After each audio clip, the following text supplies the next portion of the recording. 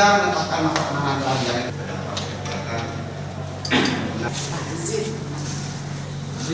Silakan di luar aja Pak Jaksa, kita masih ada sidang yang lain. Biar jangan menganggap apa.